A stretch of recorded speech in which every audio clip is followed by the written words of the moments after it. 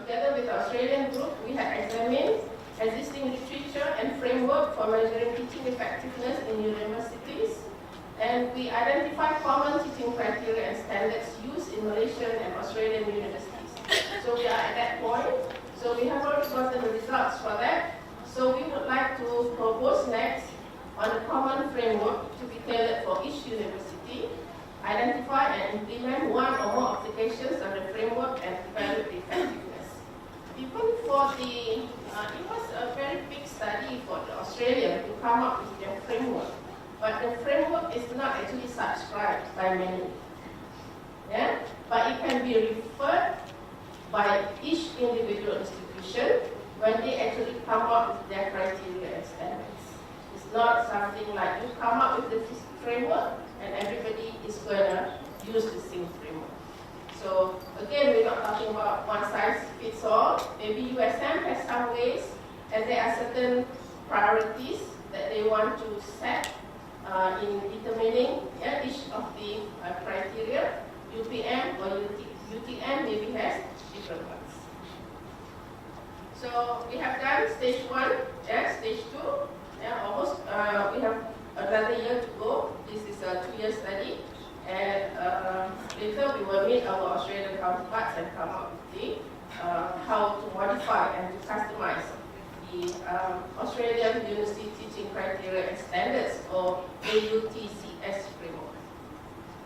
This is the Australian University Teaching Criteria and Standards framework. I think the group that works for the that have been working on the orange book had actually referred to this framework. So in their framework, it is being used to provide universities and their academic staff with a practical and flexible guide for clarifying what constitutes quality teaching and how it can be evidenced. And organizing principle is alignment with academic appointment and promotional levels. So they differentiate between what it needs for promotion to a lecturer position, senior lecturer, associate professor, and professor.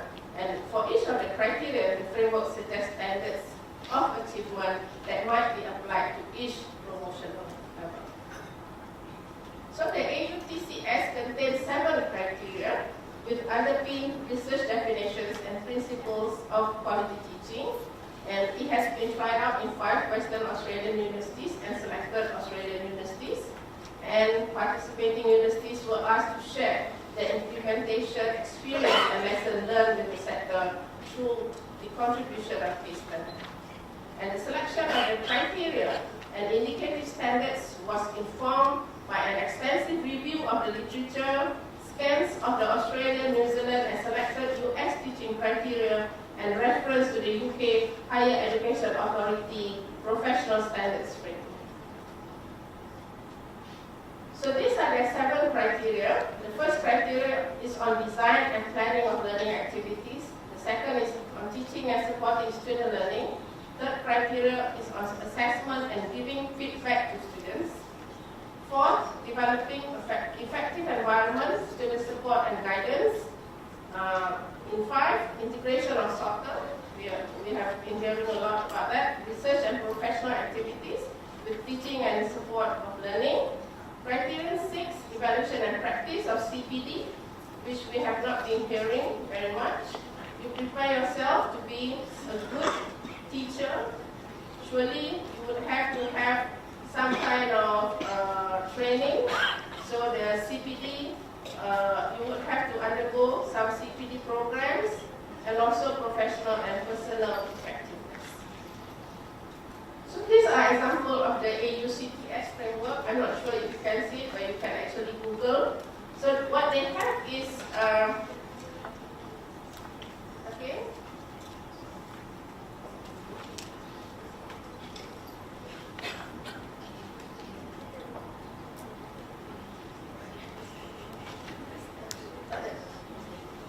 Okay, no problem. Okay, here. So they have for lecturer A,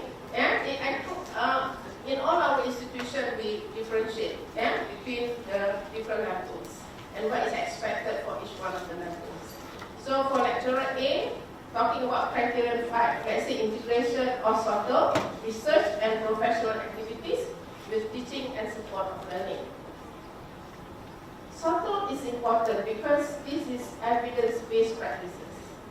I may want to try something out, but I never actually research on it. We heard Dr. Lee try out on flipped classroom. We have read from literature. We have heard about flipped classroom. But we actually research on flipped classroom in the context of our students and our program. So this is where SOTL comes in. So in SOTL, you try out new methodology, you may try out new assessment, and you will do some reflection and you write about it and you publish on this. Yeah. So they differentiate between, they have these differences, lecturer A, lecturer B, yeah, and senior lecturer, associate professor, and to the professor post. So if you see at professor post, they should meet the requirement for level D and a sustained and successful contribution to the research and or literature on scholarly practice and theory in teaching, successful mentoring. That is another keyword that we'll be saying. We need to mentor others. Just like we see Datuk Pakar being a mentor for research, the person who is going for the teaching track should be a mentor for teaching. And they do successful mentoring of others, either individuals or in teams, in the scholarship of teaching and learning, and it's inter or national peer review and so on. So there's a long list here. This is just a capture of one of the criteria. So we have the criteria and we have the standards. So these are the criteria and these are examples of the standards. So for the first criteria, it's about design and planning of learning activities.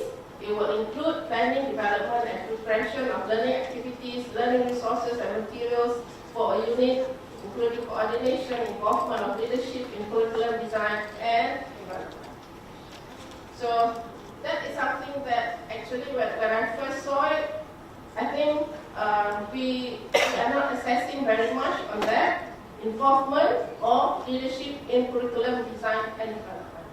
A lot of times when faculty submit their programs, it's the work of one or two individuals. Yeah?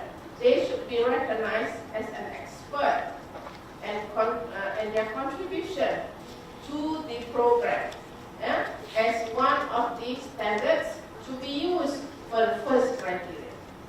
So for these standards, let's say plan learning activities designed to develop students' learning, that's for lecturer A, have some knowledge for lecturer A, but for professor, it has to be in terms of leadership, in mentoring, and supporting colleagues in planning and designing learning activities and curriculum. Again, we know of these criteria and standards. Yeah? How do we get the evidences from our lecturer? Just now I asked Adrian, do we have to come up with a portfolio? Yeah? It can be a simple 20-page portfolio or it can be a 50-page long.